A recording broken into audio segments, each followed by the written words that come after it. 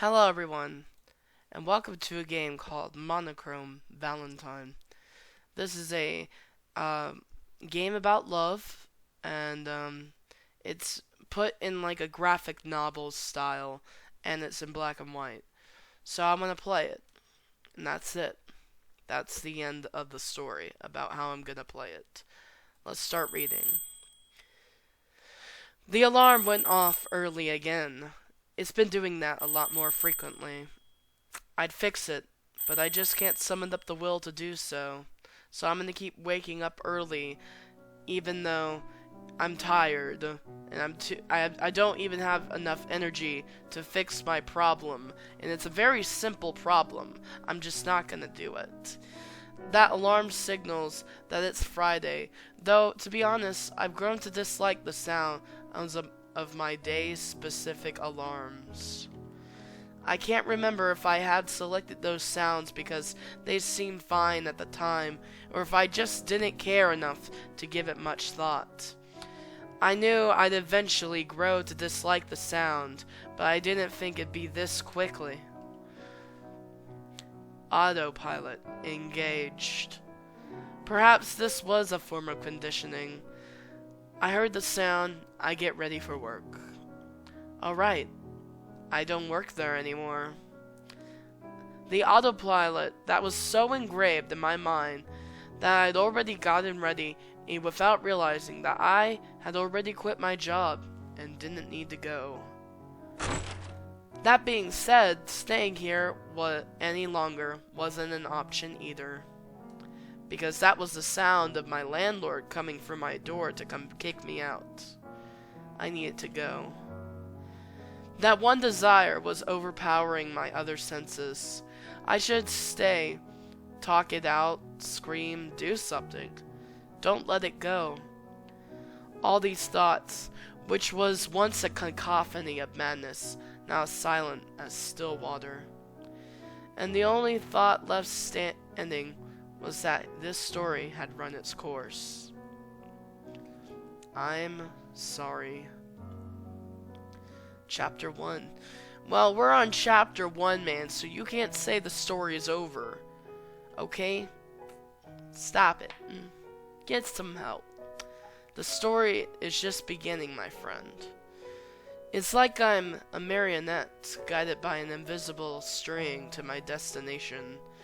What am I even doing here? I thought it would hurt less, though, I thought it would hurt less.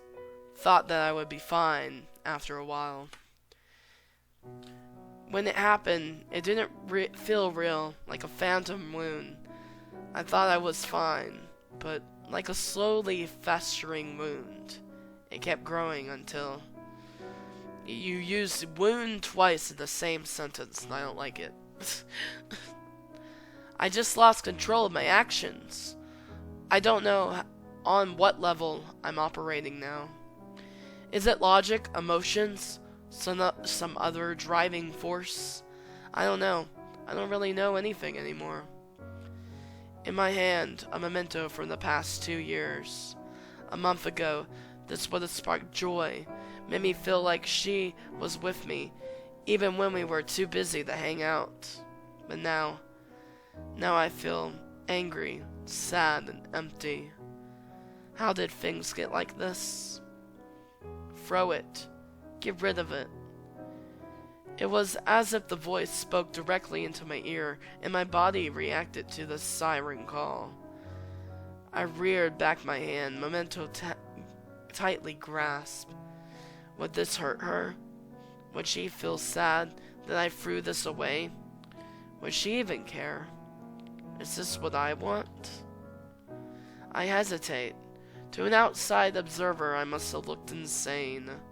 Miming a throwing motion, wrestling with myself about whether to get rid of something that was once so precious to me. On one side, I thought things could return to normal. We'd had our fights before. We even had moments where it looked like we were going to split up for good, but we always found our way back to each other. I can't do this anymore. Not this time, though. I feel as though you're never truly with me when we're together. Like, you're only here because you feel like you have to, not because you want to. On the other side of my mind was just raw emotion, irrational impulses compelled me to do this. And for a long time I blamed myself. Thought I wasn't good at being good enough for you. But the truth is, we're not right for each other. And I don't think you'll ever be the person I want you to be. My hands tightened around the memento's edges as my rationality gave way to despair. I'm sorry, but I can't do this anymore. Just a brief moment. It just took a brief moment for my arm to swing forth and my fingers to loosen their grip, for it to go flying out of my hand as a yell of frustration rang out.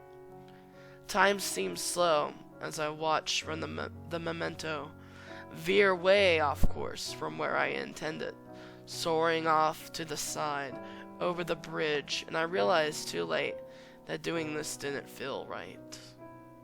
Regret. That's what I was feeling now. But it was too late. It was gone now. Though I could not see it for myself, I heard the splash as the memento hit the water just beyond the bridge. Weird, it sounded heavier than I imagined. For a brief moment, a part of me wanted to dive into the lake and search for it. But that was a pain. It's already gone. It's too late. There's no way I could ever get it back. It'd be a waste of effort. I turn around, not knowing where I'll go now, and suddenly feeling tired. I think I look around for a motel or... Hey! You! With the stupid face! I turn, see the owner of the voice, being a girl. Seems about my age. She didn't seem to be too happy for some reason. In her hand I see a memento. Wait right here. I'll come to you. The girl jogged her way over to me and stared me. She stared me. As if trying to get a read on the kind of person I was. At least, that's what I think she was doing. So, do you always just throw random objects at people? Ah, sorry. You're not hurt, are you? Who, me? Nah, believe it or not, I'm much more durable than I look. I muster a weak smile as my eyes rest upon the memento in my hand. And her breast. My man. Ha, I just got this back feeling regret for getting rid of it. And I already want to repeat the same actions, as if it'll somehow make me feel better. What's wrong with... Oi, litter bug. You in there? Huh? Bro. It's pretty rude to stare so blatantly, you know. Oh, wait. No, I wasn't. I swear. Suddenly, she breaks out into a laugh. It's fine, I'm just messing with you. Jokes aside. Her mood, tone, and body language completely shifted from the kind of cool girl you'd be hanging out with in class to a girl who's probing you for information. What's your deal? Something bothering you? Is that why you've been throwing stuff at an innocent girl who's just... What happened? Just taking a stroll, a dawn stroll, you know, in the dawn, and resting on the bridge.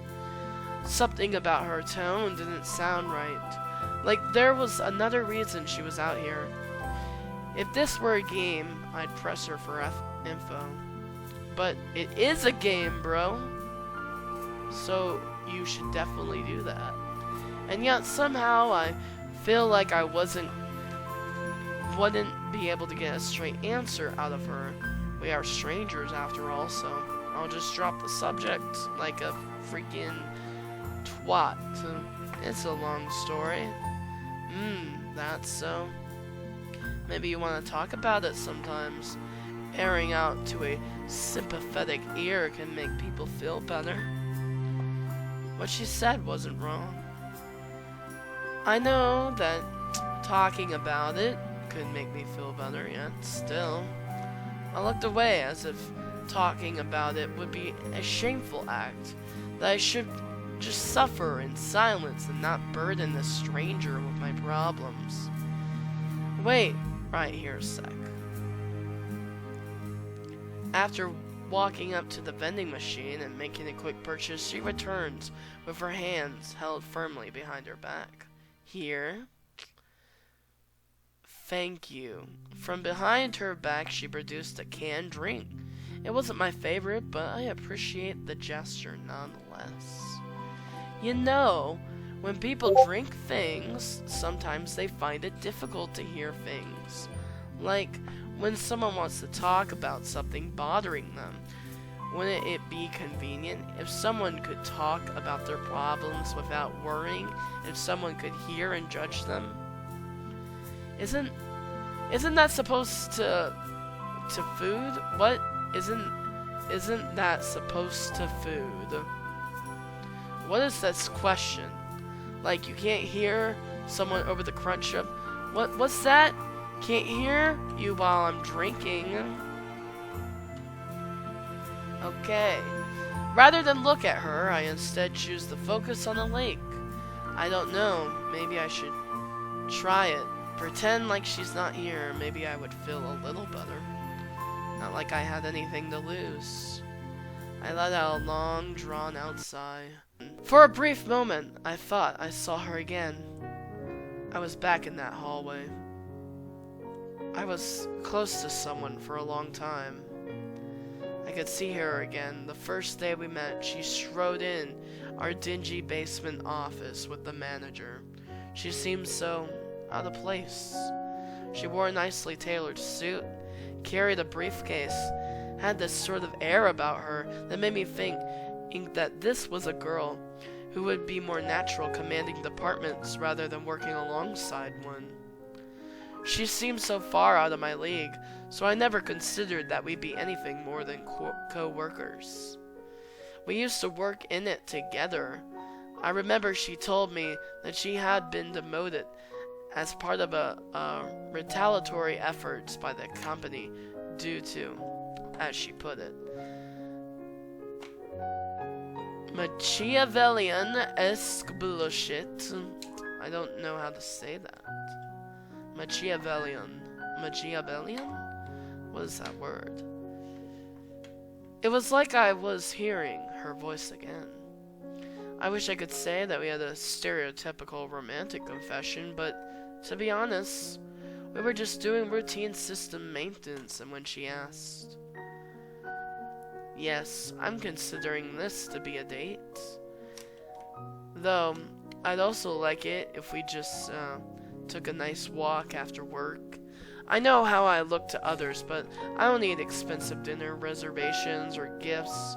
I'd much rather spend time with someone like you than anyone else in this company. I guess it sounds pretty boring, but it's the truth. She asked me, and we started dating before I really knew what was going on. In retrospect, maybe I shouldn't have let things get that far. Maybe I should have been a better partner. I looked down at the gift in my hand, and it was like I was seeing it again for the first time the day she got me this. We were walking back from work thinking about where we were going to go for the weekend. It was a simple routine, one we played out several times, autopilot engaged. But on this day, she went off the beaten path. She led us off to the site and pulled out a small box from her purse. Here, I know I'm not the easiest person to be with, but I really do appreciate your company, so I have made this for you. Don't read too much into it. It's just, I want to show you that I really care about you. It didn't hit me at first what this gift meant. Look at it. It's a ring from one of my favorite game franchises that houses a thumb drive. It's thoughtful, practical and romantic. She really went out of her way to give me this instead of what did I give her instead? A few days later, I repaid the gift she put out a lot of thought and effort into giving me, with a box of rare chocolates from a fancy confectionery a few blocks down from our apartment. Something I thought girls would like, something I thought she would like. Oh, these seem pretty expensive. Thank you for the gift. I really appreciate it. That's what she said at the time, but it wasn't the reaction I expected. I didn't question it at the time. Didn't want to... couldn't see the writing on the wall. Maybe if I had taken just a moment to think about how she must have been feeling, I could have seen what came next. Another sigh escaped my lips as the memory of the last day of our relationship played out in my head like a film projected onto the wall. Yes, it's true, I'm transferring out of the apartment. I apologize for dumping this on you, out of the nowhere, but the truth is about us, I think we should break up. She's always been this unbreakable wall of strength, determination, and confidence. Yet when she told me that, I saw anger, sadness, regret as clear as day, all painted on her face. It felt like she had this had been the hardest decision she had ever had to make. And I hadn't noticed it until the very last moment, when it was already too late to stop it.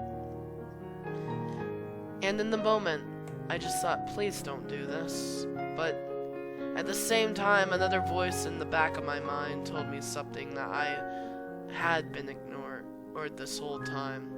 She deserves better than me. And now the story's over. If I had to be honest, it sucks. That'd be putting it mildly, but I don't know what else to do. I wish there was something I could do to make it right, to do something that'll change everything, to go back in time and stop myself from failing, to see what was right in front of me. But I can't do that. What's done is done, and I have to live with this now. Well, bro, it just seems like she kinda... I don't know. Did you even want to get into this relationship? Because she just asked you. And next thing you know, before you knew it, you were in a relationship with her. And things kind of just moved so fast. And then she tries to be very thoughtful. And you just get her something kind of basic, not gonna lie. And to put no thought or effort into it. I mean... I don't know if I would dump you over that. I mean, you did try, but... I mean, I like chocolates, but, you know... It'd be cool to have thought put into something that someone gives to you. And those gifts are very meaningful. Like, more meaningful than some basic-ass gift you get from somebody. It's just like... thinking about the time it took this person to find something that you might actually like. Wow. That's just... Thank you. Thank you for that. Whoever did that. I can't think of any person right now. But I'll thank them later if I remember.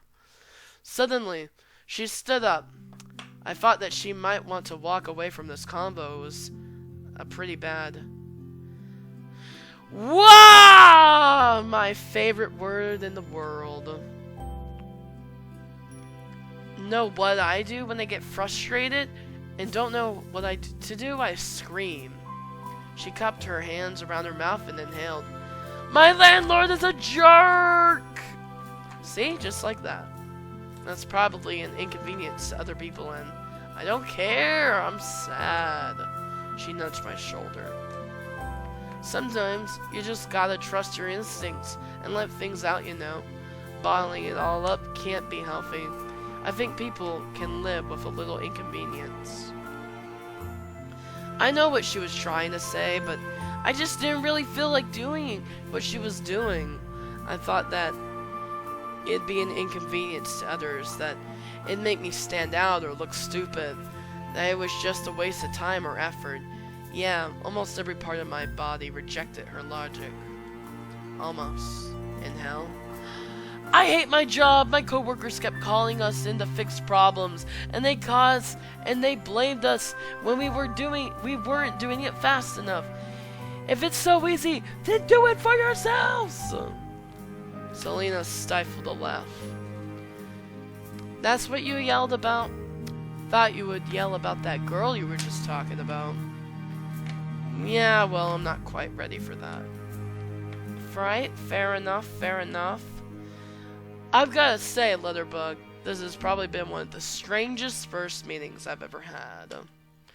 Yeah, same with... Wait, do you think my name is Litterbug? Well, then what else am I gonna call you? How about Blake? Blake Lawrence. Huh? I don't know, that name sounds familiar. Maybe it's just one of those names people swear they've heard somewhere before. Yeah, maybe. Why did it feel like she was hiding something? Maybe I was just overthinking it. I felt like I was being carefully examined by a discerning eye at this point. Yeah? I'm certain we met somewhere before, but I can't really... I watched as her hand slowly moved to take out her ringing phone out of her pocket, knowing full well where that jingle came from.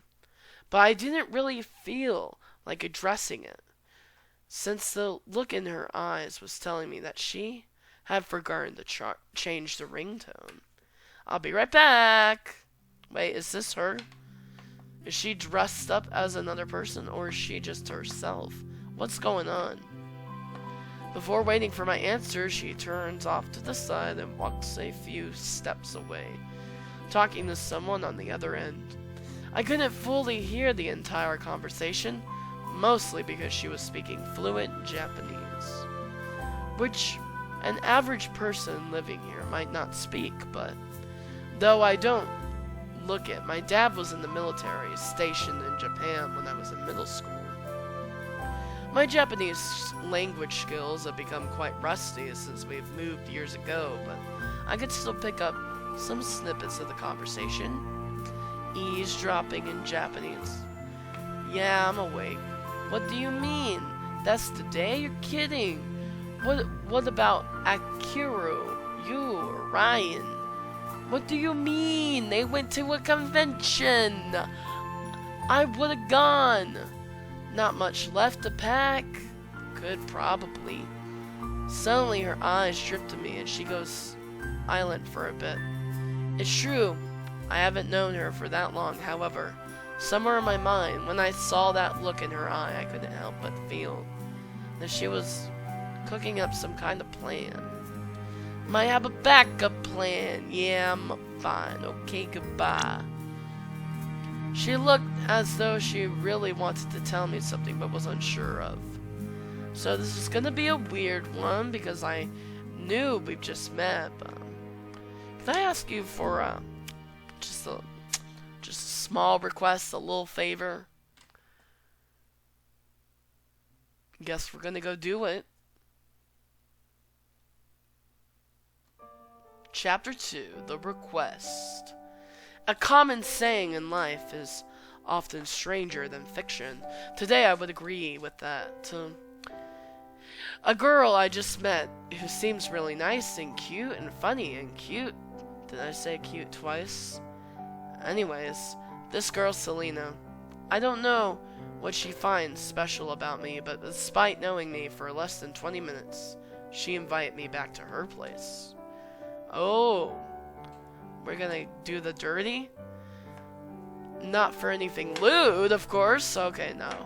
She just wants me to help her pack and move some stuff in her house to a moving truck outside so she can then drive it to her parents' place. Oh, so I'm going to her house to do free labor. Yes. Thank you for my impromptu therapy session. I will repay you by moving boxes. Okay. I know that sounds suspicious. I had the exact same look when I imagined that any sane, rational person would have at being propositioned to return to a complete stranger's home, but I swear it's real. I swear it. This girl came out of nowhere, magic, flew into my life, invited me to her house. 2 seconds. I'm the ultimate Chad. Here we go.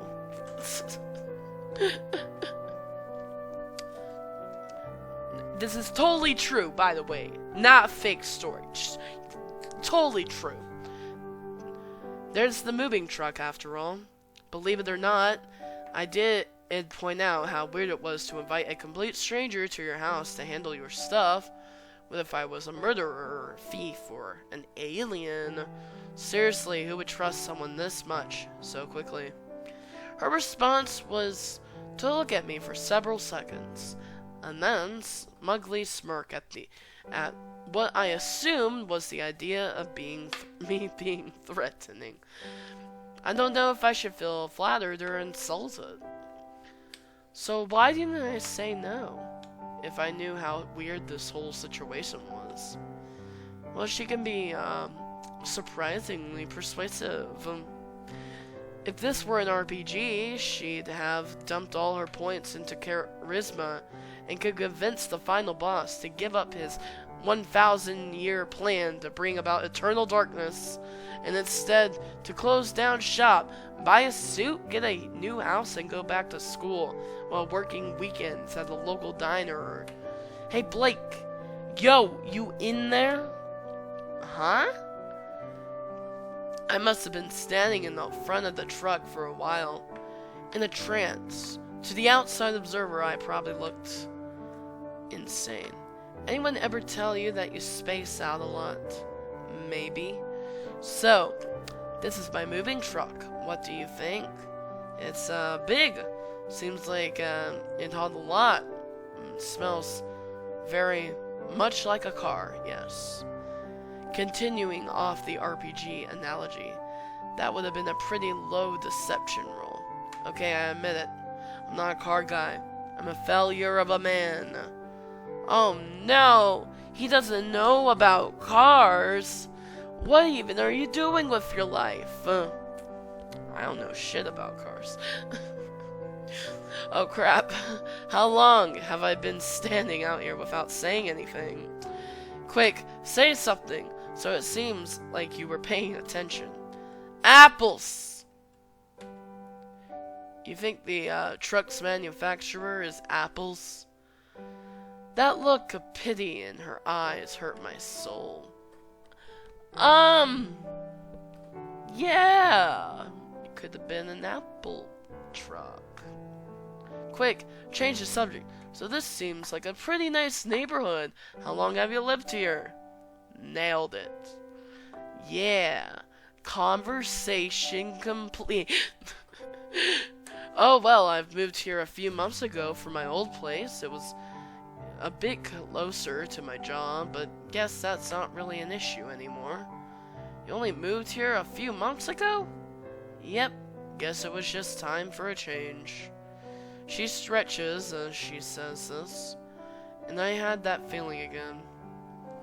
Like, there was something she didn't want to talk about. Perhaps I should be more suspicious considering how little I know. You coming? She already unlocked her front door and was standing in the hallway. Oh yeah, sorry, just admiring this door frame. What's this dent here? Oh, thanks, yeah. A pizza guy once slipped on his shoelace and bashed his head into the frame. Really? No, I'm just messing with you. I should really stop zoning out and narrating to myself. Blake, coming. Okay. So I'm gonna narrate every single box being loaded into this truck is what I'm seeing. What I see the moment I walk into a sparse-looking apartment with several boxes stacked together off to the side. On each box is a label telling someone the contents of the box. I can't help but wonder what her apartment looked like before she started packing. So, How much stuff do you have left to pack? Not much. She retrieved a cushion from the closet and put it on the ground where I imagined she wanted me to sit. Well, here we are. This place used to be much cuter, but now it's back to it. Well, its base form. Wait, right here. I'll be back in a sec. At which point she disappears into another room, leaving me alone in her living room. Smart. Seemed nice. One room, surprisingly spacious. What? I was not it. I was it? What? I was it! Not interior design! Honestly, there wasn't much to describe. Thank God. Guess I could check my phone. Damn, battery died. It hasn't been that long, has it? Wait, how old is this phone? Maybe it's time for an upgrade. Okay, so. Oh, thank God. Something to do. Here's what we're gonna do. What is going on in this story? Celia returned what I assumed was her bedroom with an armful of various stuff. Honestly, it's a bit difficult to describe exactly what I'm looking at, since there's a random selection of, stuff in her arms. I can see a pink towel with a cute character on it, a scarf, a beret, several stuffed animals, an assortment of pins, and she dropped it all on the floor in front of me, then went over to the corner where the boxes of varying sizes were stacked up precariously, like a messed up parody of what's the game called with the stacking blocks? You mean Tetris? Tetris? You don't know the freaking... Dude, I'm gonna give up on you right now. Fucking Tetris. Oh yeah, we're on page 69. I just wanted to point that out because that's very important. Okay, something. So, we take one of these things and then put them in the box with the corresponding label, like so. Wow. I didn't know how to do that. Can you teach me how to read, too? She places the towel in the box marked as bathroom stuff. Alright, seems pretty straightforward. Oh yeah, totally, trust me. With the two of us, time should be soaring right by. 45 minutes later. So the piles seem deceptively smaller than I originally looked. Yet, why does it seem like the pile got bigger? Is this some uncaring god's idea of a sick joke? Am I just tired and hallucinating? I didn't get much sleep last night, or ever actually. Excuse me. At least not for the past few weeks, ever since.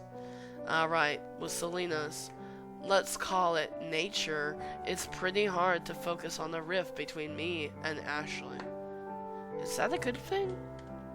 Well, when I woke up this morning, I started out as an 8 on the sad scale, but now I'm a 5, so whatever, this busy work is at least seems therapeutic. Blah blah blah, I cannot talk, what the frick. I pick up what looks like to be a ribbon? A neckerchief? What is this? This thing, why does it seem familiar?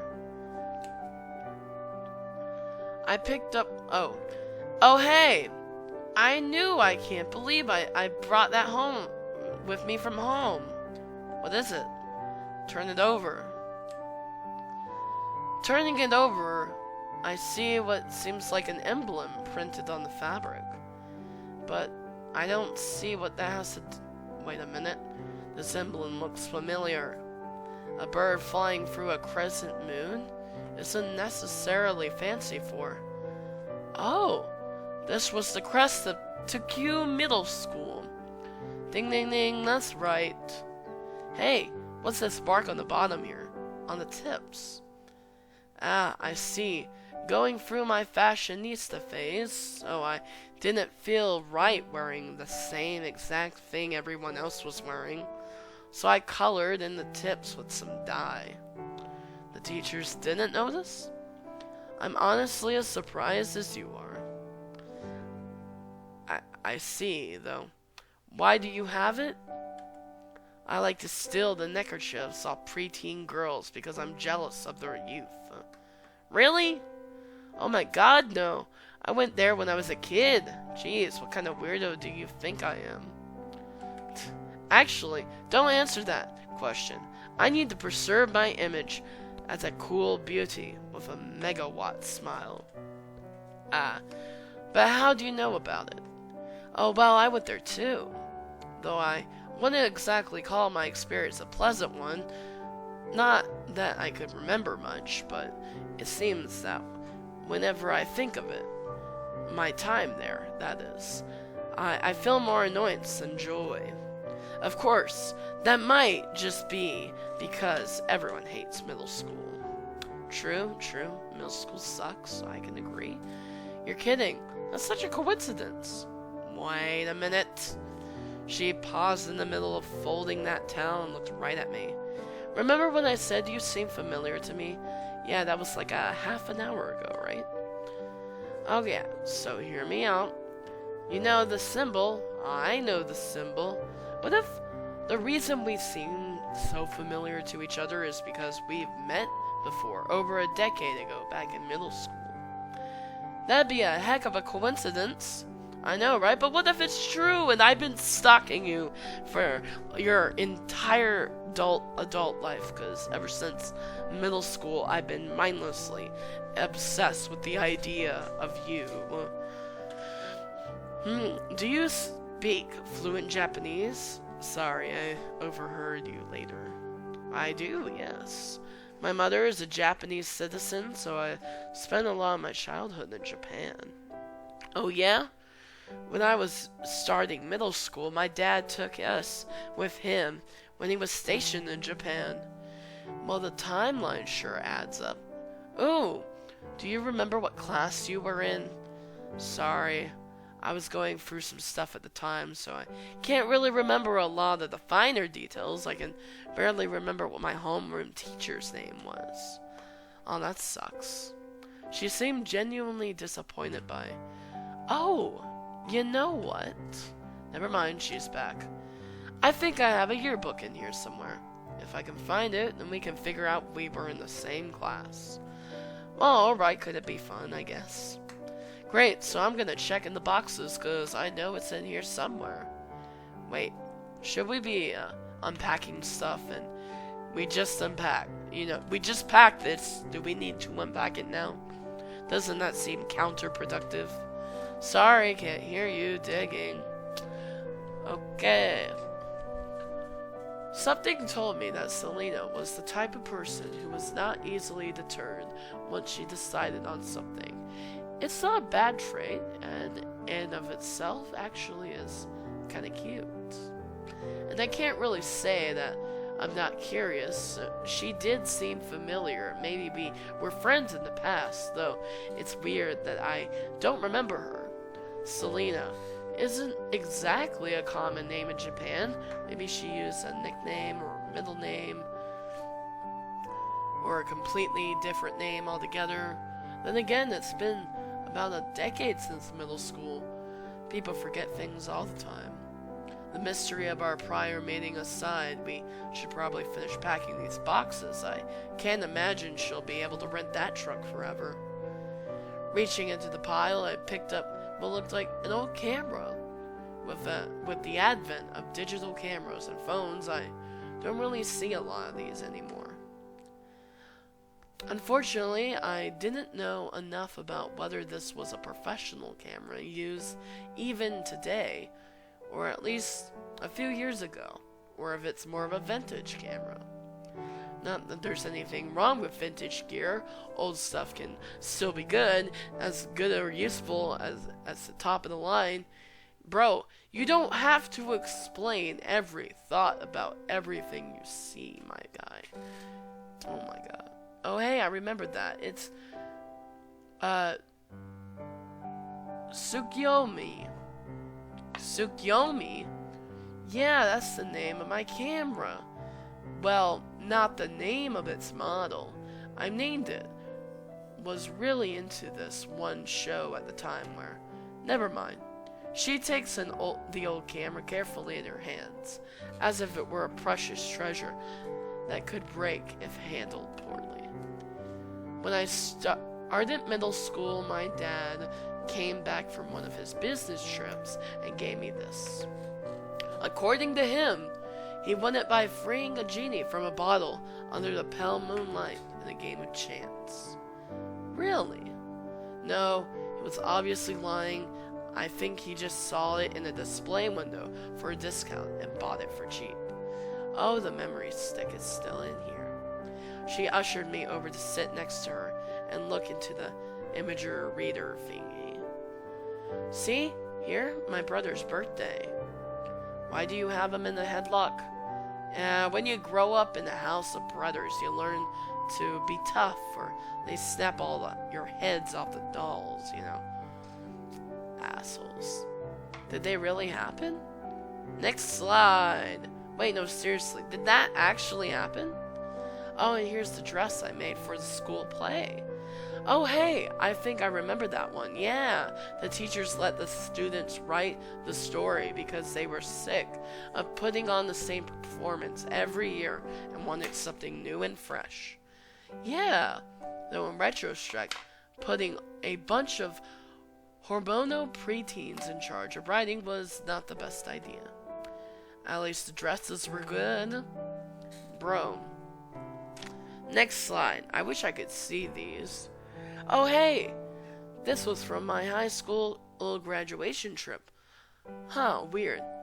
Did I not use this camera for a while or something? Maybe you placed different photos on different memory sticks and left this one in the camera. I think so. Wonder what else is on here. I saw a flash of pink, and she immediately turned the camera away. Was that? Did you see? Well, did you see? I saw everything. Did I see what? In this situation, it's better to just lie. Oh, hey, I think I left something in the other room. I'll be back. What did I see? Oh, well, alright, I'll just put the rest of this stuff away then. She pauses midway for the door frame, then quickly turns around. Actually, could you load the packed boxes into the moving truck? That's what she was saying, but she actually meant she was probably. I think I might have some other embarrassing things in the pile, so can you take the boxes into the truck so I can quickly check and hide that stuff? Ah, sure thing. Thanks. You've been a real help. Just, hang on, just let me get the key. I guess we're never gonna find that yearbook. Now it's completely thrown out. Though I'll never forget what I saw, I will take that knowledge to my grave. And heave ho! And with that last bit of exertion, the last box was in the truck. Well, sorta. She had sequestered herself in the room, carefully going over what was left in herself. I guess she didn't want me to see another example of whatever that was. So, with nothing to do, I guess I'll just sit here in the back of the truck. Pretty nice outside. Wonder if Ashley is awake right now. Is she worried about me? Maybe I should call. Wait, no, phone's dead. Why didn't I bring a charger? What's this in my pocket? It's the drink Selena bought for me earlier. Guess I forgot to drink it. Well, might as well. As soon as I open the can, it suddenly makes an unexpected noise which causes me to jolt backwards, causing me to tilt one of the boxes. Operating on instinct, I managed to catch the box just before the contents fell. That was close. Or at least, that's what I thought until I noticed the box was upside down and some of the objects had already spilled out.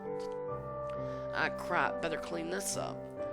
First I put the box right side up, Next, I start picking up the... You don't have to explain every single action you do! Oh my god, you are infuriating, my guy. That fell out. Books. Printed on the books were years and artistically designed covers, along with the names of schools. Obviously, yearbooks. I should have looked. Maybe it's an invasion of privacy. I began to put them back in the box, and I see one of the books labeled to Q, middle school. It should be pretty familiar book because I had the same one, though it's back at my parents' house. Oh, yeah, we probably went to the same middle school. Yeah, we figured that out like a little while ago. Bro. What is this? I was like, you better not have messed up my progress. What? Come to think of it, she was curious about our school past. Even tried looking for this specific yearbook. What the hell? Cannot find script file. Okay. Guess a quick peek won't hurt.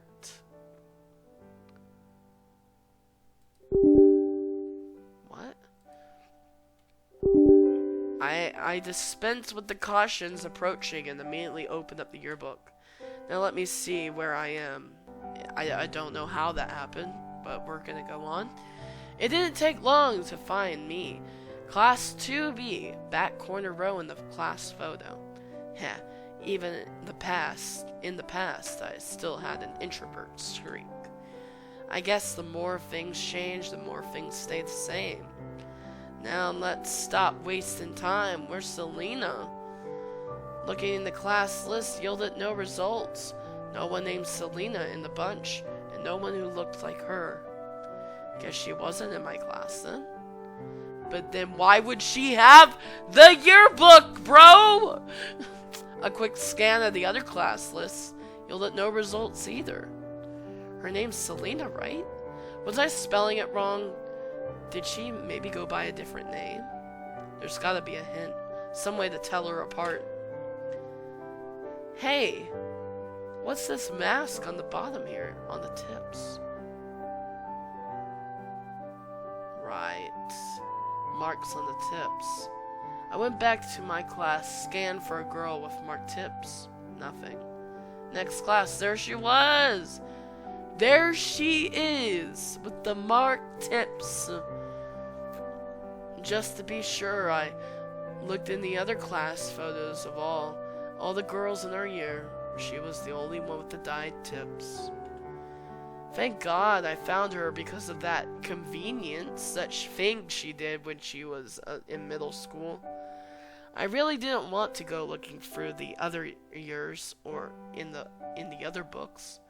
Still, a heck of a coincidence I found the exact yearbook I needed. So that was young Selena, eh? Honestly, she looked pretty different from how she is now. I think our school had a strict dress code where girls had to keep their hair a particular length, no makeup, no decorations of any sort. Boys had similar rules, but it was mostly to keep our hair trimmed. I hated it. Man, I hate schools with, like, hair length restrictions. I guess I can get color, but if they're controlling the hair length too, that's a bit much, bro. That's just a bit much. Looks like Selena had a bit of a rebellious streak. While her uniform was fine at a glance, she was found subtle ways to silently rebel against the dress code. The dye-tip handkerchief was just one part of it. Huh. When I looked at this photo, I expected some memories to appear, but I guess it doesn't just work the way it does in the movies, eh? I didn't feel nothing. I didn't feel nothing, though. I didn't feel nothing. Right. When I looked at her photo, I felt sadness? Something in my memories seemed to be stirring. But what could it... Excuse me? Huh? Then I hastily scrambled to put it back in the box, not realizing until later that I didn't need to do that. Ahem. Hello, hi. How's it going? I mean, what can I do for you? Do you work for the movers? No. Do you know where Selena is? She's inside doing... Crash! That. Do you need help? I can go get her if you want. No. What I really need is for this truck to be moved. I need to pull out my car, but I can't. Oh yeah, of course. Let me just, pull the truck out of the driveway. Awkwardly stammered as I made my way into the front of the truck, hoping that this person would have known that I've never driven a truck before. Alright, so I just need to drive the truck to let you out. Yes, that's exactly what I said. Don't tell them you've never driven the car, let alone a truck. Maybe I should get Selena. Yeah, maybe you should, since you never drove any motorized vehicle, so please don't start.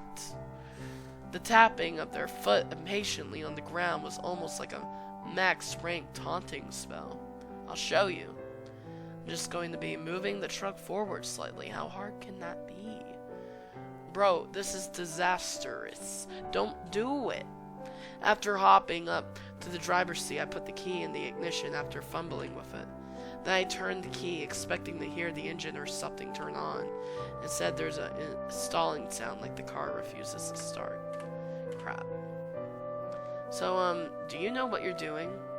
Sorry, looks like there might be a little problem. I see.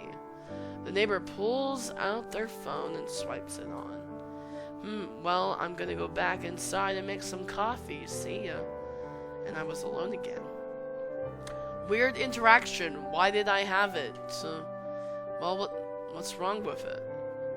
Honestly, I wouldn't even begin to figure out what was wrong with the truck. As I have no doubt mentioned before, I work with computers, softwares mostly. Those skills don't exactly translate to vehicle maintenance. How do I even determine the problem? I just turn on the engine and it makes this weird noise. Did you put it in the gear? And then it just doesn't turn on. What does that even mean? Maybe the tires are flat. Dude, you cannot be this dumb. There's no way. Okay, I can look at a car and see if the tires are flat or not, okay? I'm not that illiterate with cars. Jesus. I quickly hop out of the car. Plus, the car would turn on if the tire were flat. Oh my. Do a quick tire check by kicking the tires to see if it feels like they're out of air. Does that even make any sense? No, it does not. Upon confirming-ish that the tires are fine, I move on to the next thing. What if I didn't turn the key? Why are we focusing on this? Why is this happening? Is there any significance to this? It felt wrong the moment it came out. Okay, if it's a sound issue, let's pop the hood. How do I pop the hood? I thought it would be right next to the same place where I opened the back door hatch thing, but that didn't work. Hey, wait. Do I even need to do that? Maybe that's just a back door thing. What if I'm just tried opening the hood myself? Honestly, this is a little embarrassing.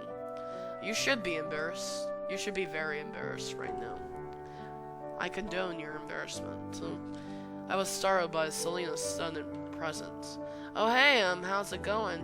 Well, I found a box set of one of my favorite series of all time hidden in the pile. So, I was coming out here to get my spare laptop charger from the truck.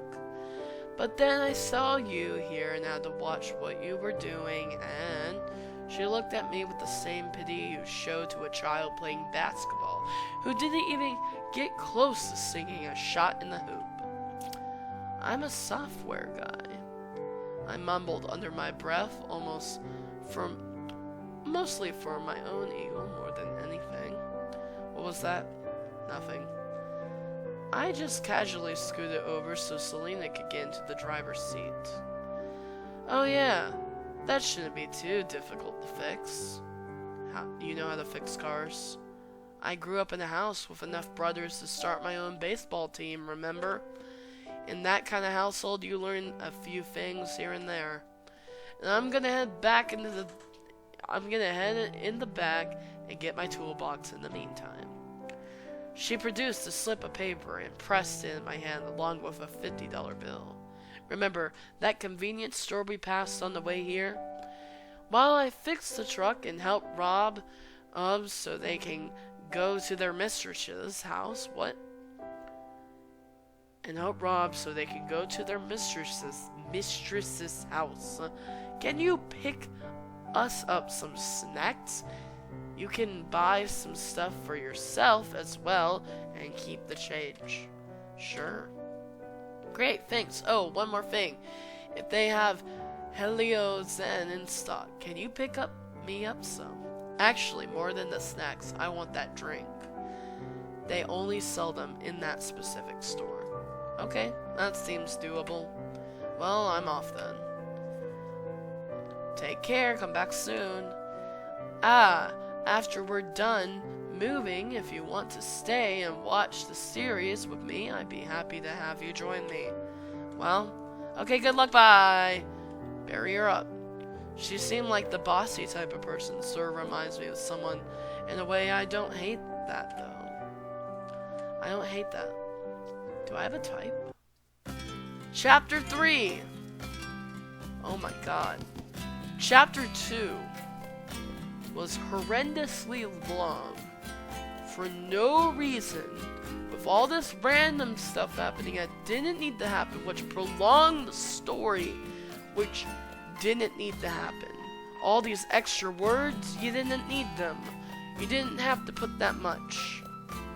Okay, you're closed. But the sign says, "Sorry sir, we're just experiencing a little delay when it comes to opening."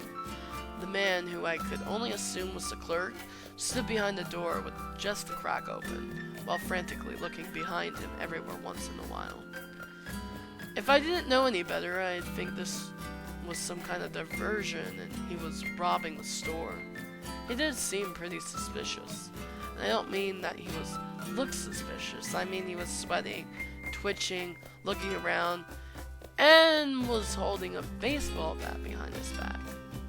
Just saying, with all these elements together, he seemed like a pretty suspicious guy. Oh, well, alright then. Do you know how long it's going to? All of a sudden, the sound of several heavy objects crashing blasted through the interior of the convenience store. Look, there it is! Grab it with the net! What was that? Nothing. It worries me how he said that with a straight face. Are you sure? Because it seems like there's something. Oh god, look at its teeth! Strange going on. It's up in the ceiling tiles! Don't let it escape out the back! In there, in the back. Oh no! It's only a bat. A bat? Yes. Suddenly, one of the cashiers came crashing through the glass windows on the other side of the store. Just a bat. The cashier, who was thrown out, got right back up, grabbed his mop, and dashed around back. Okay, I've had enough of that. Just gonna ignore all of this before I get dragged into some strange monster hunting plot or something. Well, if I can't go in, can I buy some stuff from out here? I have a list. I say this as I quickly hand him the note that Selena gave me and watch him read the note while his other arm seems to swing at something behind the wall. I don't know what it was, but it sounded like it was snarly, and I was definitely not going in there. Okay, I'll be right back with your items. You can sit over there in the parking lot, and I'll be right there, right with you. And then watch this man look at me as if it was the last time he'd expected to see me.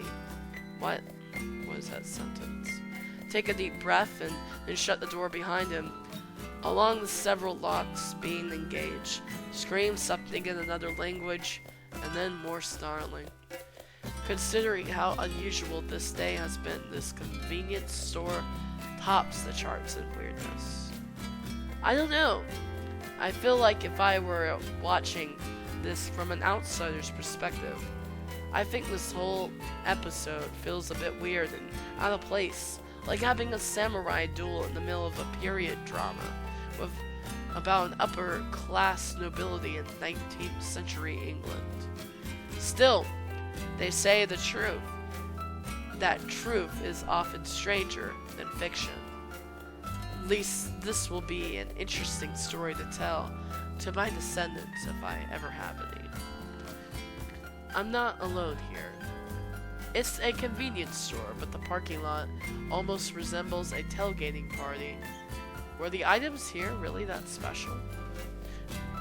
Maybe, but I just get the feeling some people were just having an impromptu party. This is a pretty weird neighborhood. Hey buddy, got a light? Huh? A light, you know, like a lighter for a cigarette. Sorry, I don't smoke. He lets out a weary sigh of someone who has had a rough day and took the unlit cigarette out of his mouth. Yeah, probably shouldn't be smoking anyway. Disgusting habit, bad for my health, and unnecessarily expensive.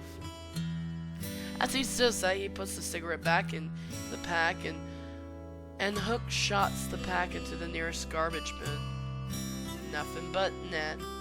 Why do I know that phrase? 'Cause it's a very common phrase! Are you not from around here? You're not from around here, are you? What makes you say that? Well, spend enough time around here, you tend to recognize a few people. See that guy over there? Calls himself Mace because he heard it in a movie once. Real name's Michael though. Hates it. Says it's too generic. The lady chatting up that mailman there is Gloria. She's a flirting addict. She'll flirt with anyone. Don't know how serious she gets. I don't think she's ever came here to buy anything. And that's Andrew. Everybody hates him. Nobody remembers why. You, on the other hand, never seen you before. You kind of stand out from the rest of these people. Well, yeah, I'm just a visitor. So you live around here or something? At this, he suddenly broke out laughing, as if I told him the funniest joke in the world. It took him a minute to settle down. Ha! Nah, I know someone. All of a sudden, he pauses. Well, I used to know someone who lives around here. Used to know? I'm sorry for your loss? Oh, no. I don't mean that they died. It's just that where he once seemed like an open book, now it seemed like he had hit that stance. That his stance has shifted, becoming more closed off with this topic. We had a falling out, and of course, I thought I could fix it. That I could take away all the pain, anger, and sorrow with just a handsome smile and a great speech. Always acting and never thinking. We ended up things pretty badly overseas, so the first thing I did when I got home was ask about them at work, thinking we could still be friends and colleagues. Then I learned they decided to quit. This sounds familiar. So I ignored the advice of everyone around and rushed to her place to talk about things. He sighed. I don't really know what I expected. I went in there thinking that I could just undo everything, because I'm so used to everything going my way. I mean, look at me. He gestures to his well-toned physique, impeccably sculpted face, and general, I got this demeanor. I got about as far as the corner of her street when I felt something I hadn't in a long time. Doubt. What was I even doing there? What could I possibly say or do to make things better? How do I fix this to make it go back to normal? Truth of the matter is, some things can't be taken back. So I left.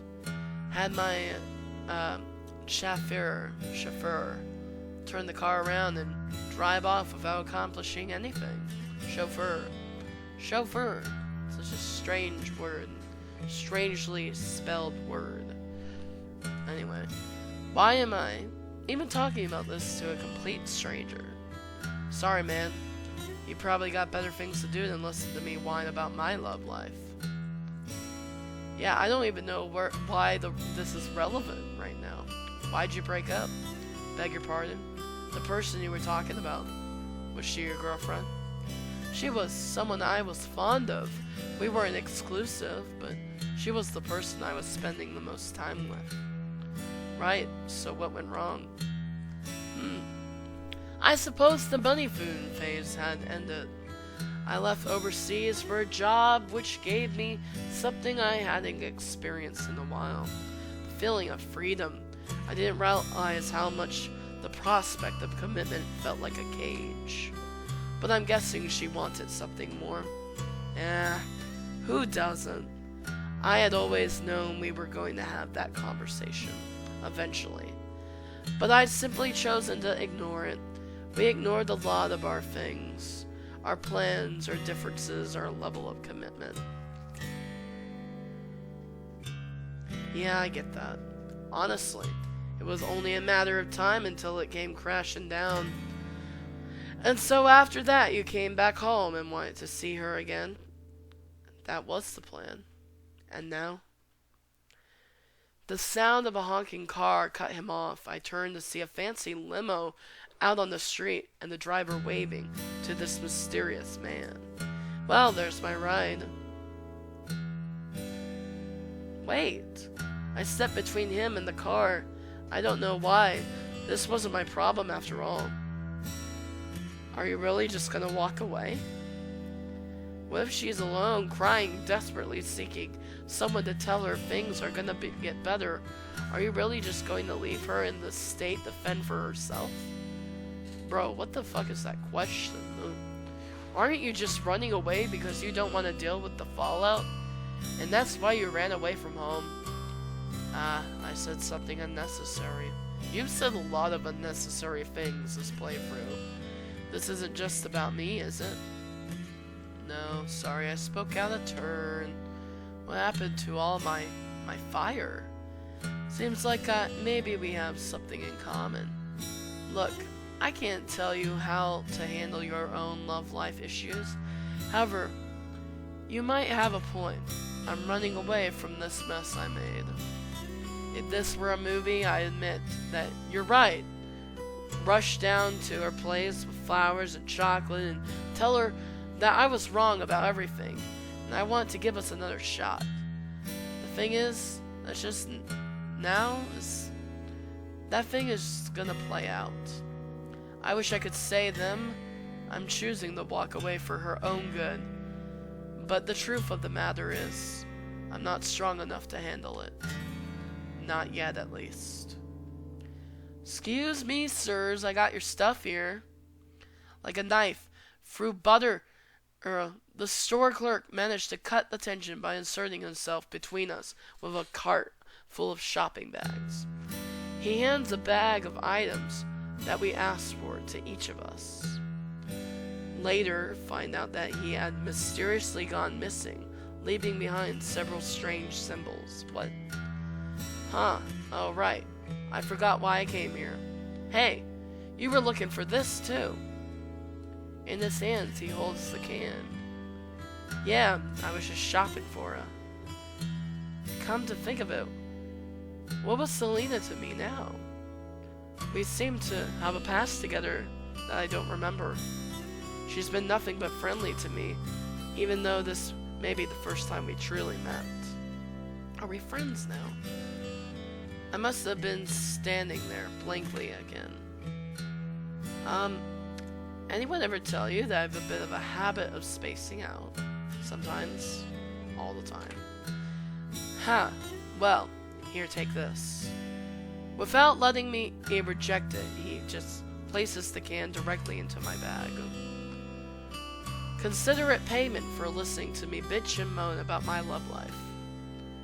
To be honest, it tastes awful, but I thought I'd try one for old time's sake, but like smoking, probably a bad habit to indulge in the past. Well, I mean, you can have it if you... Sorry, can't hear you, car running. A lot of these people are similar. As he walked right by me, with my hand stupidly outstretched with the can in hand, to give it back, he mimes, like, what is this? Okay. As he walked right back by me, with my hand stupidly outstretched, with the can in hand, to give it back, he mimes, like a loud car engine, is drowning out my voice. And then he stops, with his back turned to me. Maybe someday, maybe in another life, our paths will converge again. Then I'll be strong enough to face her again. Till then, it's better she'll find someone else who can give her the life I never could. And as for you, whatever problems you're dealing with, I don't know, sorry. I'm really bad at this thing. Instead, I'll give you some advice that they used to tell me. Sometimes it's better to just trust your instincts and see where they take you. What? If I heard him right, he never answered. He just got in the car and was driven away. Could he be connected to?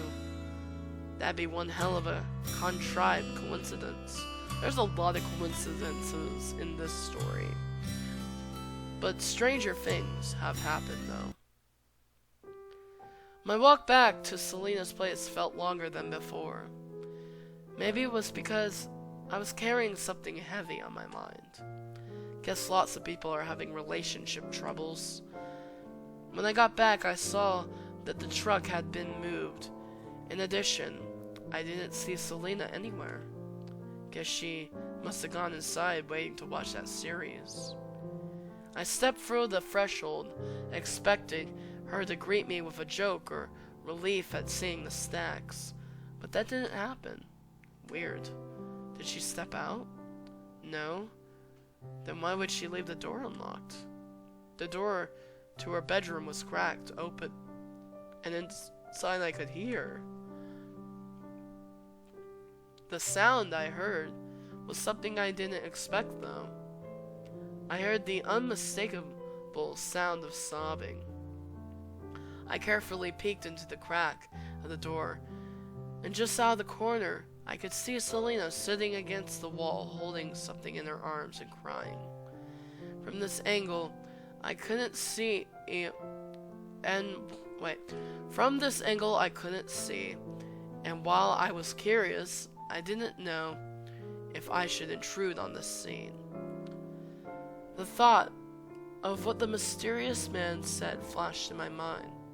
Was I making the same choice as he did? Was it right to leave her in this state? What should I do? Something. On the floor I saw a notepad and a pen, and an idea came to me. I don't know if it was a good idea or not, but it was the best I had at the moment. I'm gonna write her a note. This was such an unusual idea and I didn't know if it was gonna work. What I ended up doing was making a note and sliding it under the door. The first note. I won't leave you unless you want me to.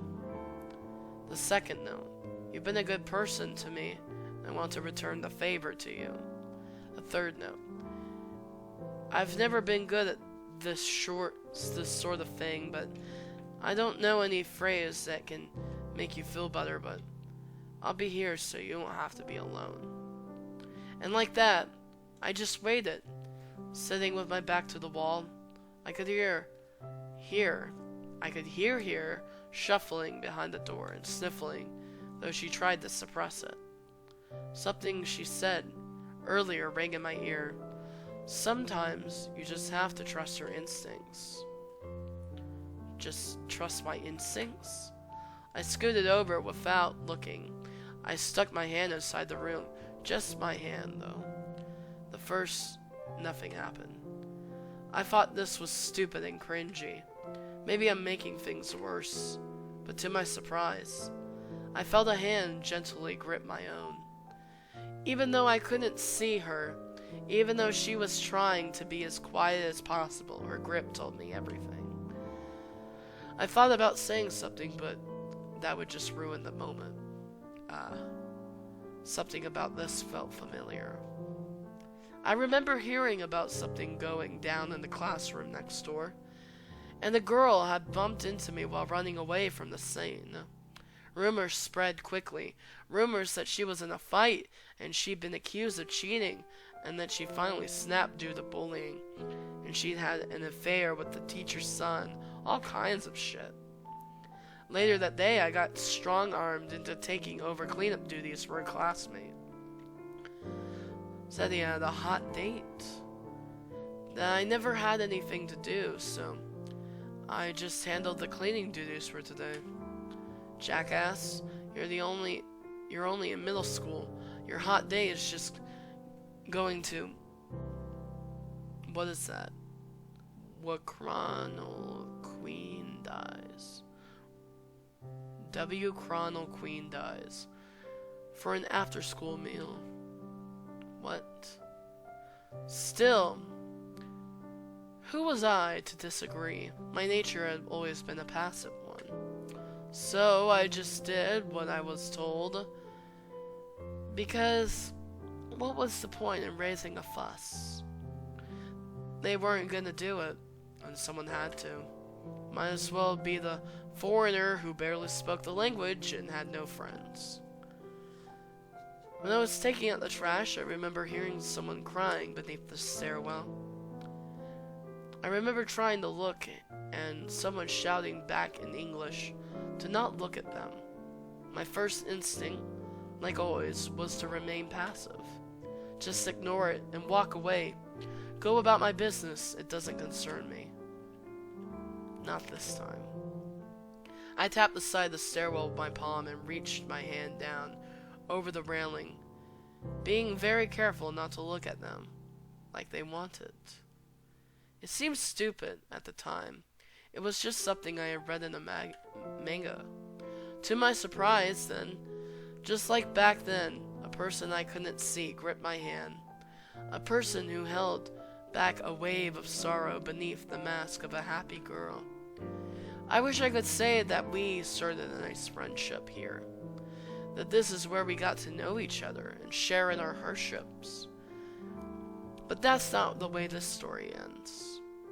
The teacher at the top of the stairs happened to pass by, thought I was shirking my cleanup duties, and so my nature being what it was, I let go and left them there. Even as the teacher reprimanded me on the way back to the classroom, the only thought on my mind was the guilt of leaving her in that state. I always wondered if she felt a moment of peace, or if I had just made things worse. I'd always intend to talk to her about it, to apologize for not doing more. That teacher sucks. I would have killed that teacher. No, but man, adults can suck sometimes. But by the next day, this girl with endless positivity was back to her normal self and just as unapproachable by someone like me as before. We lived in two separate worlds, that was just the reality of it. So I left the memory as it was, just a memory. So that was how I knew her. She squeezed my hand, and I squeezed back to let her know that I was still there. And I wasn't going anywhere this time. Chapter 4. Stay. My arm was getting tired. This was cute and wholesome for a while, but now I think my arm's gonna be stuck in this position. I really shouldn't, but my mind was already trying to think of a way to still empathize that I was still there, but that my arm was about to fall off. Oh, hey you! There's an alien in here who's holding people's hands. Don't worry, I'll rescue you. She lets go of my hand, though I can't tell if it's because her arm was getting tired or if she was sensed that mine were. Although, it's equally possible that she's just got embarrassed when she realized how long she's been holding my hand. So, do you have the snacks? Oh yeah, right here. I've got your change, too. Oh, you can keep that. That's a bribe? Took you a little while to get back, hey? Oh yeah, you wouldn't believe what happened. So I get there and one story later. Hey, yeah? You should probably cut back on the drugs. Of course she didn't believe me. It's true though. A story that weird. Who knows? Story. Ah, right. Suddenly, she poked her head out of the door, and the box set in hand. With the box set in hand? What is that wording? Since we're all done packing and I fixed the truck and you brought snacks, do you want to watch this with me? I mean, you don't have to if you don't want to. I've taken up a lot of your time already, so I'll do it. Really? You know you don't have to force yourself to. Trust me, I got plenty of time. Promise? Promise. Great! Her moves seem to have perked up. I'm glad she's cuter when she's happy. Cuter? Is that a weird sentence? Let me just go set everything up. Trust me, you're gonna love this series. Well, whatever. I'm happy to have been used. Of Vampires and Boxers. As Celia described it, it's a story about a human boxer down on his luck who ends up renting out a spare room to a vampire girl. The narrative follows their various supernatural misadventures, ranging from getting into a boxing match with a werewolf, trying to throw the scent off a vampire hunter, meeting her adopted vampire progenitor. And then one deleted episode concept involved going back in time to the age of Vikings and fighting against Vikings raiders, which created its own spin-off. It's apparently highly rated due to its expertly handled character development, story, and art direction.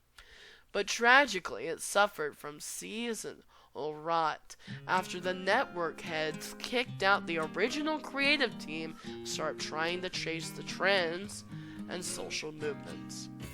While there were good episodes in that era, most of the fandom consider it to be non-canon because it deviated so far from the original vision.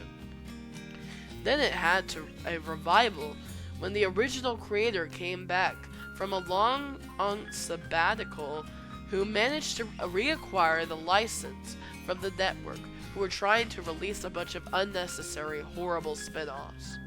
The original creator then started a Kickstarter to recreate the series better than it ever was, and to do it properly this time. That's what Selena said, at least. Short version. It's a story about a human boy and a vampire girl sharing an apartment. Hijinks ensues. The end. Alright, snacks are ready. We'll first watch the original version. Am I gonna have to watch this with you two, this whole thing, like, in the game? Because you can appreciate the remake without seeing the original. The whole thing? We've got plenty of time. I mean, I guess, but the size of that box set just is rather intimidating. So, do we have to watch the spin-offs? Do you normally start a story and skip chapters, Blake? Wow, these are some great snacks! Bro, you suck. We have to watch all of it.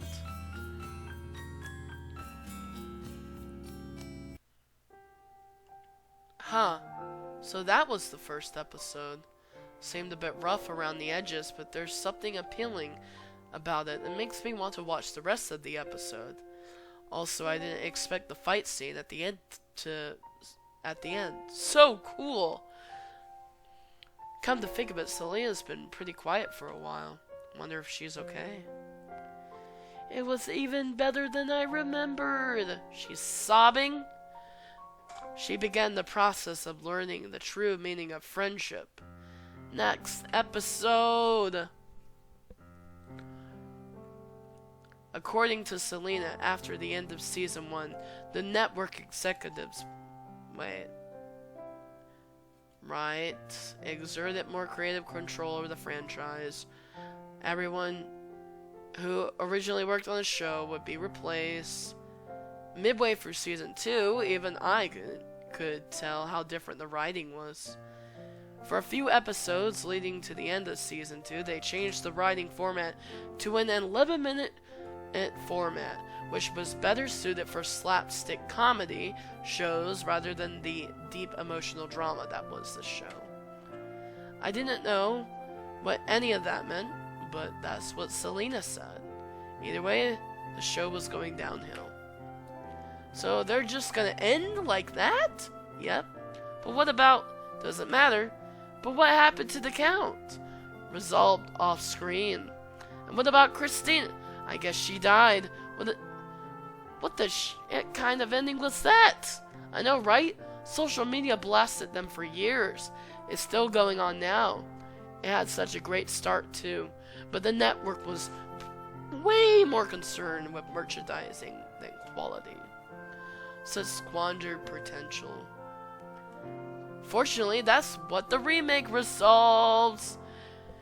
Alright, let's start watching immediately. Selena quickly reaches over to the remake's box set, and I can practically feel the excitement in the air as we're getting to watch the next. Suddenly, the power went out. Yeah, what? What happened? Are we dead? Did we die? Blake, are you there? Yeah, sorry, I'm right here. The sudden darkness just made me slip. Well, keep talking. Let me help you up. Okay, I'm right over here. Were you guys just standing there and watching this the whole time? I mean, incredible leg power. But who just stands and watches 2 seasons of something just standing there? Just standing the whole time. I can't imagine. Crash, crash. I nearly had a heart attack. Are you okay? I'm good, but listen. When did it start raining? I don't remember the weather app mentioning. Alright, maybe my phone's still dead. Maybe I should have charged the phone while the power was up. That reminds me. We've been binging these series all day. You know, but how are we going to get home in this storm? That is an excellent question. At this time of night, would you be a drover around? It's coming down pretty hard. You might catch a cold if you go out there. Nah, probably too expensive. If you want, you could just stay here for the night. I don't live that far. I could just walk it. I think you're a trustworthy person, so I don't really mind. And risk being stabbed in the face? Forget it. Blake, are you there? Maybe there's a... Blake and Lawrence. Present. I instinctively reacted as if I were in a classroom. I hadn't done that in so long. I just moved on autopilot. I mean, yes. I was saying, if you want, you could stay the night. You know, this is kind of embarrassing for me too, so can you please say something? Blake? Blake, did you seriously just faint? Blake, you freaking weak-hearted The ceiling seems taller than I remember. Oh, right. I'm laying down. In a sleeping bag. Would you like to stay the night? It definitely didn't happen like that. Were my cheeks red? I felt like they were red. Calm down. This isn't the sort of situation. It's just a kind gesture to a friend that you met recently. Don't overthink it, damn it. Blake, are you awake? Yeah, still there. Bro, you watched a bunch of seasons with this chick. I think she likes you, bro. Her voice sounded different. Before, she was like, how do I describe it? A ball of positive energy that could power the gloomiest of cities for years. Now she seems uncharacteristically shy. Well, I'm just gonna scoot in next to you. There we go, nice and comfy. I can't see her. My back is turned to the side. I can't look at her because I feel like I really shouldn't. Things are getting pretty awkward. Say something, dumbass. So, did you ever see something like this happening when the memento I threw away accidentally landed on your head? No. Yeah. Me neither. Sorry about that, by the way. I don't know if I apologize for that, but it just kind of slipped out of my hand and sort of veered off course like it was fate. I stopped myself before saying something supremely creepy, like it was fate. Who says that outside of the shoujo manga? It's okay. Her voice is so quiet, I almost missed it. The truth is, I didn't think I was gonna go home today. I was just taking a walk to clear my head of everything. So much of my life was changing. So many things that I dreamed of were falling apart, and I felt lost.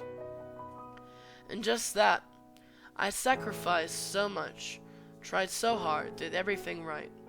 Or at least I thought I was doing everything right. But I guess it wasn't enough. A person can do everything right and still fail. At one point my mind went to something dark places. I kept thinking about what the point of everything was, and if the hole in my heart would ever close. Then a small object hit me in the back of my head, sort of snapped me back to reality. Is that weird? I think it sounds weird. I expected to see some jerk tossing garbage or something, and instead I saw you. Someone who looked like he was in pain too. Same kind of pain as me. I don't know what I was expecting today. Certainly not this. But I've been told that I'm a sort of look before you leap person. And now look at me. I'm sleeping next to a total stranger in my empty apartment with the power out. I mean, this is crazy, isn't it? What if you were just like a scammer or a murderer? I just invited you into my house at my most vulnerable moment, and now I'm whining about my life. What's wrong with me? With the edges of my palm, I tap hers. I'm not good with words. Not at all. I work with computer systems, data sets. These are things that make sense to me. I don't really know what to say to help her. So I do the only thing I can. She takes the cue and softly interlocks her fingers with mine. We stayed in complete silence for a while, neither of us needing to exchange any words, just the simple gesture was enough. She was asleep by now. Has she calmed down a little bit? Did I mess up? My mind was spinning again. I heard her shift her body in the sleeping bed next to mine and could feel her eyes on my back. Blake, are you awake? I hesitated to answer. Do you want to do it? I wouldn't mind if you want to. Blake, look at me, please. Okay. You're very pretty. Thanks. Then do you? I don't know. Eh? The truth is, I don't dislike the idea, but you're unsure if we should cross the line? Yeah, a lot of things could change if we do. Is it me? Do I really not have any appeal? Of course you do. You're so cute that any guy would love to spend an hour in your presence just to talk about the weather. You're the type of girl who'd look at a sad loser like me and do your best to cheer him up, even when she's feeling like her world is coming down around her. Before yourself, you put me and my feelings ahead. You didn't even know me. It's just that in our current mental states, I'm unsure if we should do that. It's not that I don't want to. Take my word for it, I really do. I just give me a minute to Just give me a minute to think about things. Okay. Another minute or two passes and we just stare at each other, illuminated by the small specks of moonlight peeking through the rain clouds. Blake. Yeah? Have you thought about it yet? Maybe. Can I come closer to you then?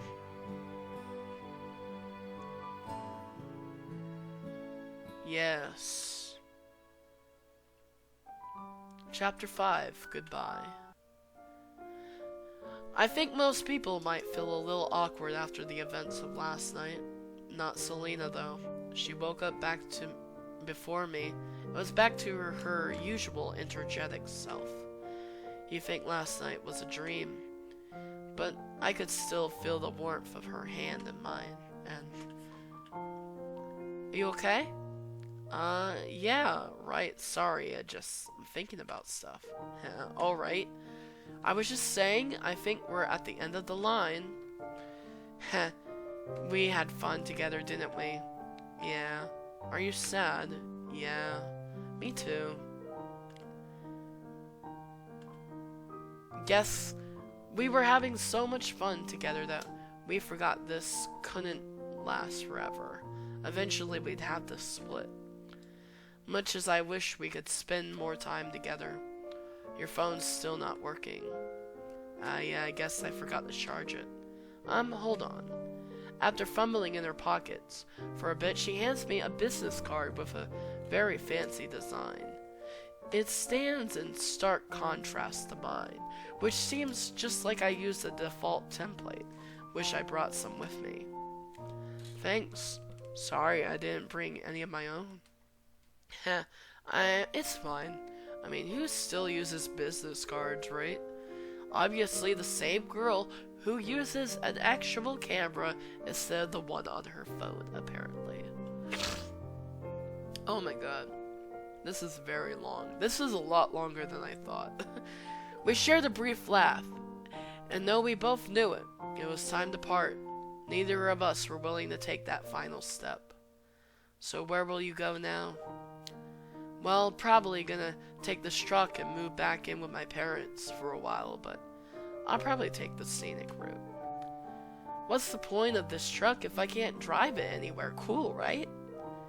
What about you? What are your plans? That's a good question. I guess I didn't really think about it. I asked her to take me to the station, but truthfully, I'm not sure. What do I want? I guess for now, I'll probably do the same thing. My parents' place isn't too far.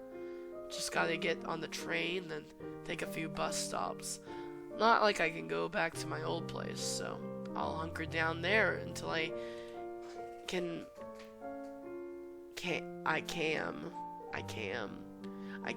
come up with a solid plan, maybe find a new job. My savings won't last forever after all. Yeah. She looks away from me. Yeah. She says it again? Was she disappointed? Did I do something wrong? Before I could ask, she unlocks the doors, continuing to look away from me. Without saying a word, I carefully exit the truck and walk around to her window, where she avoids eye contact with me. However, the look on her face told me that she was disappointed with something. With what? I'm not sure. Hope it wasn't last night. So guess this is it then? I promise I'll call you just as soon as my phone charges. She sticks her hand out of the driver's side window, her pinky outstretched. Promise? Of course, we really don't have to. Promise me! She wasn't gonna let me go without a definite answer, I suppose. I hooked my pinky with hers, immediately feeling a little embarrassed, since we both seem far too old for Bro, you're not too old for anything. I mean, some things you are, but like, a pinky promise is a pinky promise. Can't break them. That's like a cardinal sin. I promise that I'll call you as soon as I can. Okay. She took a deep breath, inhaled, and then screamed into her palms. Phew, okay, I feel better now. She looked at me and smiled her trademark smile. Alright, I'm gonna go grab a bagel down the street right there. Well, take care, Blake. We are but two passing ships in the night, and I hope we pass again soon. Did you just come out with that? No, of course not. I stole it from a tagline for tea. How is that a tagline for tea? And with that, pressed her foot on the pedal and drove off. There's that feeling again. Regret. Should I have gone with her? It could have been fun. Yeah, well, too late now. Maybe in another life. Bro! How many lives do you think you have? Go with her. You have nowhere else to go, so why not go with her? The Red Line train will be arriving in 5 minutes. Oh, of course, we're gonna go on this petty, boring path. Yeah, okay. At least that's what the screen predicted. The trains were always just a little off from the predicted time. Strange, I still feel regret. Was this the right decision? Well, whether it's right or wrong, it is too late now. It's never too late. Well, I guess if she's like, you know. Oh my god. This guy is so bland. From the top of the stairs leading down to the platform where I was, a group of people started descending. Guess they didn't want to risk missing the train either. Huh, that's funny. In the crowd, they're peering down at their phone. That person looks a lot like Ashley. They stopped when they noticed something in my direction and seemed to be stomping closer. Blake? They called my name. Blake. The person who looked suspiciously like Ashley marched all the way up to me and put her hands on my shoulders, forcing me to look at her. Yeah, this is definitely Ashley. Oh, hey. Definitely didn't know what to say to her. But I do know that it was like my heart just did a double backflip, and not in a good way. Oh, do not oh hey me. You just randomly disappeared? I know that we're not. She trailed off if the words were stuck in the throat and refuses to manifest. To be fair, the feeling was mutual. There was a strong urge to run, to flee, to avoid the issue. No, I can't run from this. If I don't face this, then it's not fair to her either. I'm sorry. Don't mind it. Now, where's your phone? Oh, it's been dead for a while, but that's not what I meant. Yeah? Long inhale. Exhale. What would she want to hear? I don't know. What do I want to say then? I'm sorry I couldn't see how much you were suffering alone. I'm sorry that I made you feel like you couldn't talk to me about what you were going through. I'm sorry that I couldn't be the person you needed most. If I could go back and try to be a better man to you, listen to you, pay attention to your needs, I wouldn't have strung you along for so long just because Why are you telling me this now? What are you trying to accomplish here? To absolve yourself? You overly sentimental fool. She pressed her forehead into my chest. It's fine. What's done is done, and this is just the way things turned out. As much as I wish things could go back to how they were before, that's just not an option here.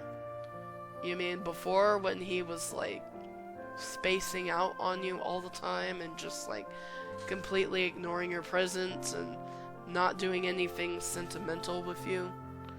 Her voice cracked as she wrapped her arms around my back. I never wanted things to get this bad.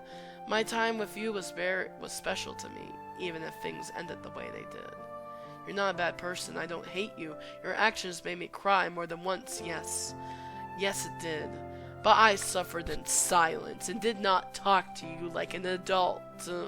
I just blamed you because you couldn't see how I was feeling because I never told you. Yeah. But that doesn't mean I want you to just disappear from my life. I'm sorry. Stop apologizing. That curtain has fallen on that part of our life. So now it's time to go on another act. Sorry, I don't want to leave things like this. I want to do at least one thing for you. to take even a tiny bit of the pain I caused you to go away. Then can I stay like this for just a little bit? Would that be okay with you? You can stay there for as long as you need to. Thank you. You're too good for someone like me. I wish things could be different. I know. I'm sorry I didn't try to talk to you before. I'm sorry too. She seems generally disinterested in your genuine, heartfelt apology. But I guess since you never realized her feelings that she never told you, Sorry for leaving without telling you. I forgive you. What happens to us now? I'm going to leave this city. Try to start over. Do people just leave when they have their hearts broken? They're just like, and go to city. Oh man, someone betrayed me. I was in this relationship for 2 years, so I need a change of scenery. Let's go move. Let's just move. That's the answer to everything. Then, do you want me to go with you? A part of me would like that, but I've never been a fan of rereading an old story. We can't be together like we were, and it's for the best if we find our own paths. I know that, though I do wish you could come with me. That's just not an option available to us. I'm sorry. Some of these people are weird with emotions. I understand. I care for you, and that's why I feel that you should find your own way. Ashley let go. Just as the train was coming in, she didn't let me see her face, and she started walking towards the doors. Maybe in another life, things could be different. How many other lives do these people think they're gonna have? I would hope so. Until then, do me a small kindness. First, when you think of me in the future, please let it be a happy memory. Secondly, find a place where you belong. Don't let the chains of the past hold you back. She plants a small peck on my lips and then backs away. Take care, Blake and Lawrence. If I see you again someday, I would hope that we're both living happier lives than before. The train doors close as Ashley steps in. She presses her hand against the glass, and we watch each other leave in more ways than one. In my heart, I feel a pang of regret, and a part of me wishes that I would have just gotten on that train with her. But she was right. It was better if we go our separate ways. I just wish her the best of luck in finding what she's looking for. Her last request rang in my mind as I leaned against a pillar on my platform. Find a place where I belong. Instantly, my mind flashed to Selena. Why am I thinking of her now? Don't tell me. No, of course not. It's too soon. That would just be a rebound, right? Rebounds aren't good for anyone, right? Besides, it's only been a day. Just get on to the next train, go to my parents' house, find a new job, and forget this impulsively crazy feeling. Don't let the chains of the past hold you back. Damn it. Screw it all. If Selena were in my shoes, she'd just go for it regardless of the social rules. Just trust my instincts, right? Well, my instincts were basically screaming at me. What the hell are you doing here, you colossal moron? Go after her. This is basically a rom-com movie moment perfectly set up for you. Is what they're saying. Inhale, exhale, god damn it. As if a starting gun had been fired into the air. I leapt into action, thinking to myself that I could catch up to her. She couldn't have gone that far, right? What's a little bit of running anyway? God damn it. I hate running! Years of sitting behind a desk has not been great for my physical fitness. I haven't been running that long. Why am I so out of breath? The moving truck's not here. Damn it. Did I run this way for nothing? Maybe someone knows something inside. Hello, welcome to... No time! Wait. Don't I know you from... Never mind. Listen, Did a woman driving a moving truck just come here to buy some bagels? Girl, roughly your height? Yes. Wearing a hat? Yep. Has a demeanor that can only be described as brighter than the white of hot intensity of 1,000 suns. Yes, that was her! Was she here?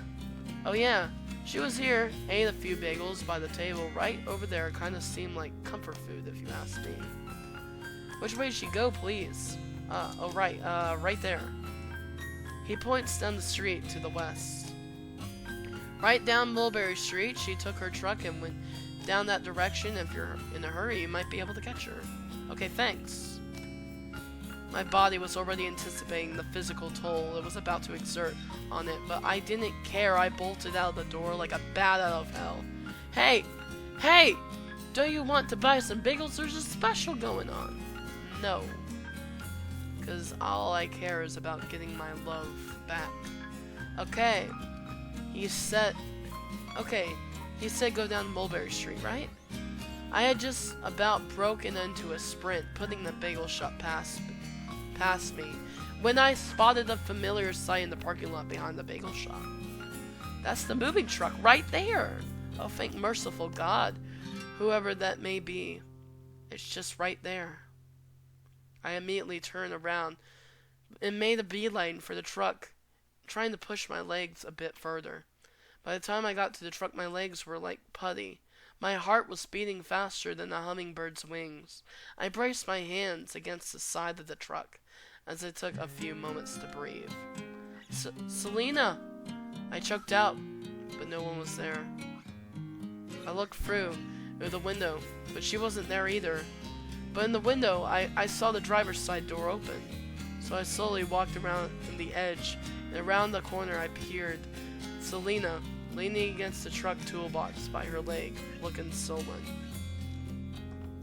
Selena. She twitched and slowly looked in my general direction. Her gaze remained fixated on me, as if I was some kind of illusion that vanished if she blinked. Blake? Yeah, that's me. Hey, oh, sorry. I'm just a bit, oh god. I slipped, but instead of hitting the pavement, I landed in Selena's embrace. You're really here. Yep, I'm really here. No, I mean, why are you here? Weren't you going to your parents' place? Yeah, I was. Things sort of changed, though. Like what? Well, the thing is... Shit, why was I here? I'm just operating on emotions and instinct. I can't really put this into coherent words. At least none of that don't sound really creepy. Oh hey Selena, I just realized that I want to spend more time with you and didn't want to part because my ex helped me receive some closure and told me to find a place I belong, and I think that place is with you. Come on, brain. It's been a day. Like a day. Just give me some time to at least untangle my emotions. Crap, I was silent again. Say something so it seems like you were paying attention. We still haven't finished watching the remake of Vampires and Boxers, huh? Well, I was curious about the remake, how the remake would handle the flawed masterpiece episode where the boxer shows up to save Vimari from the rival vampire and uses the power of friendship to beat the crap out of someone he should have no chance against. The fight choreography in the episode was cinematic genius. The way they worked around the budgetary limitations, right?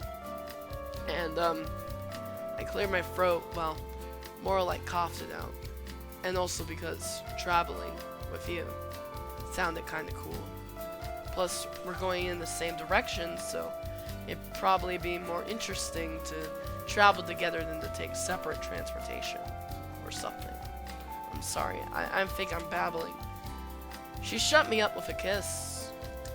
Is that butterflies? I feel butterflies. Wait, no. Come back. Don't pull away yet. Sorry, but, you know, follow my instincts and stuff, you know. I quickly plant a kiss on her cheek in return. Yeah, same. She goes bright red and tries to hide her face in my shoulder. You know, this is probably just a rebound thing. Pretty likely. We might get hurt later. Maybe. I'm pretty sure everyone in the world would say this is a bad idea. Yeah, well, everyone in the world can go to hell. Blake, you're such a... I don't even know. You might end up hating me. I can be a little hard to deal with. Well, I don't hate you now, so let's just see how far we can take this. And hope that if we do split up later, we'll have more good memories than bad ones. But I think not thinking about things kinda got me in a bad place to begin with. So how about we just take things nice and slow? See where they take us, okay? Okay, yeah. That sounds nice. I can do that. Good. Good. So, you gonna let me up or what? No. 10 more minutes. Why 10? Now it's 20. We're probably gonna get kicked out of the parking lot. 40. This girl can be cute, childish, stubborn, impulsive, kind, emotional, and an endless source of positivity. She's got a lot of strengths and flaws, but somehow, I think spending time with her will be anything but boring. Monochrome Valentine, a submission to Valentine's Game Jam 2021, made in Rimpy Visual Novel Engine. Lead dev, sprite, CG, and team art. Alright. Look at all this people who worked on it. All that fun stuff. Thank you for playing. No problem. Oh, did I skip over something? Oh well. That was Monochrome Valentine.